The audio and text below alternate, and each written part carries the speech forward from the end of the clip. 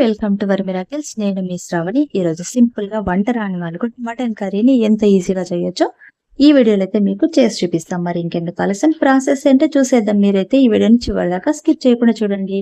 ముందుగా ఒక చిన్న బౌల్ తీసుకుని అందులోకి ఒక 6-7 దాకా జీడిపప్పులు వేసుకోండి. తర్వాత 2 టేబుల్ స్పూన్ల దాకా ఎండు కొబ్బరి ముక్కలు, 1 ఇంచు చెక్క, 3 లవంగాలు, 2 యాలకులు, 1 స్పూన్ దాకా గసగసాలు, 2 టేబుల్ స్పూన్ల దాకా వేయించుకున్న ధనియాలు, ఇవన్నీ వేసుకున్న తర్వాత స్పూన్తో ఒకసారి కలుపుకొని అండ్ ఇవి మునిగేదాకా కూడా వాటర్ అనేది వేసుకొని మళ్ళీ ఒకసారి స్పూన్తో కలుపుకొని మూత పెట్టేసి దాదాపుగా 1 అవర్ పాటు వీటిని నానబెట్టేయండి.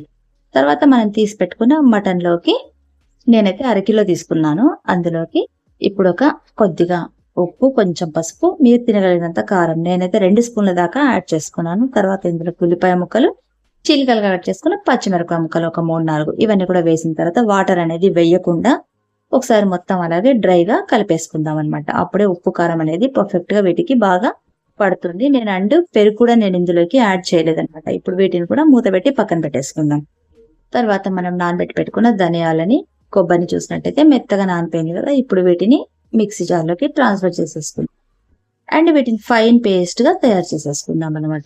పేస్ట్ అనేది ఎంత సాఫ్ట్గా ఉంటే అంత బాగుంటుంది కర్రీ. చూసారా ఎంత మెత్తగా అయింది కదా. ఇప్పుడు ఇందులోకి మనం ఫ్రెష్ గా తెచ్చుకున్న కొత్తిమీరను కూడా వేసి మళ్ళీ ఒకసారి మెత్తగా పేస్ట్ చేసేసుకుందాం.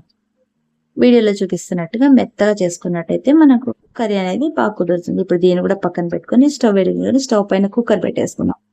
అందులో ఒక 3-4 స్పూన్ల దాకా ఆయిల్ వేసుకొని ఆయిల్ వేడెక్కిన తర్వాత తాలింపు గింజలు కూడా వేసుకుందాము. అవి కొంచెం చిటపట్లాడిన తర్వాత అందులోకి మనం తరిగి పెట్టేసుకున్న ఉల్లిపాయ ముక్కల్ని కొన్ని యాడ్ చేసుకుందాం. ఒకసారి అన్ని కూడా కలిపేసుకుందాము. దాదాపుగా పచ్చివాసన పోవాలి అండ్ కాస్త కలర్ అనేది చేంజ్ అవ్వాలి అండ్ క్రిస్పీగా రావాలన్నమాట. అప్పుడే కర్రీ బాగుంటుంది ఫ్లేవర్. ఇప్పుడు ఇందులోకి ఫ్రెష్గా దంచి పెట్టుకున్న అల్లం వెల్లుల్లి పేస్ట్ కలిపేసుకుందాం. నేనైతే 2 స్పూన్ల దాకా అల్లం వెల్లుల్లి పేస్ట్ని యాడ్ చేసుకున్నాను. ఇప్పుడు దీన్ని కూడా మళ్ళీ ఒకసారి అంతా కూడా కలిపేసుకుందాం. ఇది కూడా పచ్చివాసన అనేది పోవాలి, కలర్ అనేది చేంజ్ అవ్వాలన్నమాట. చూసారు కదా, కొద్దిగా ఎల్లోయిష్ అవుతుంది అండ్ గోల్డ్ కలర్ వస్తుంది కదా. ఇలా అంతా మొత్తం కలిపేసుకున్న తర్వాత ఇప్పుడు మనం మ్యారినేట్ చేసి పెట్టుకున్న మటన్ ముక్కల్ని కూడా అన్నిటిని కూడా కొద్దిగా వేసేసుకొని ఇప్పుడు వెంటనే వాటర్ అనేది వేయకుండా వీటిని కూడా అలాగే మొత్తం ఉత్త ఆయిల్లో మాత్రమే అలాగే కలిపేయాలన్నమాట. 1 నిమిషం పాటు అంతా కూడా ఆయిల్ అంతా పట్టేలాగా కలుపుకుని అంతా మటన్లోంచి వాటర్ వచ్చేదాకా కూడా మనము మామూలుగా మూత పెట్టి ఉడికించుకోవాలన్నమాట. 5 మినిట్స్ పాటు మనము మీడియం ఫ్లేమ్ మీద ఉడికించుకుందాం. తర్వాత మనము కుక్కర్ విజిల్ అనేది పెట్టేసుకుని మటన్ కాబట్టి ఒక 5-6 విజిల్స్ దాకా పెట్టేసుకుందాం. తర్వాత విజిల్స్ తర్వాత చల్లారిన తర్వాత తీసి చూసినట్టయితే చూడండి మటన్లోంచి వాటర్ అండ్ ఆయిల్ కూడా పైకి వచ్చేసింది కదా. సో ముక్క అనేది ఉడికిపోయినట్టుగా ఉంది బాగా. ఇప్పుడు ఒకసారి మళ్ళీ అంతా కలిపేసుకొని ఇందులోకి మనం తయారు చేసి పెట్టుకున్న కొబ్బరి తర్వాత జీడిపప్పు పేస్ట్ అనేది వేస్తున్నాను అనమాట. మీకు ఎంత అవసరమో అంత కలుపుకోండి. లేదా గ్రేవీ ఇంకొంచెం కావాలనుకుంటే మనం చేసి పెట్టుకున్న మిక్సీ జార్లకు ఇంకాస్త వాటర్ అనేది యాడ్ చేసి కలుపుకున్నట్టయితే గ్రేవీ అనేది థిక్గా వస్తుంది అనమాట. చూసారు కదా ఎంత ఈజీగా అయిపోయిందో.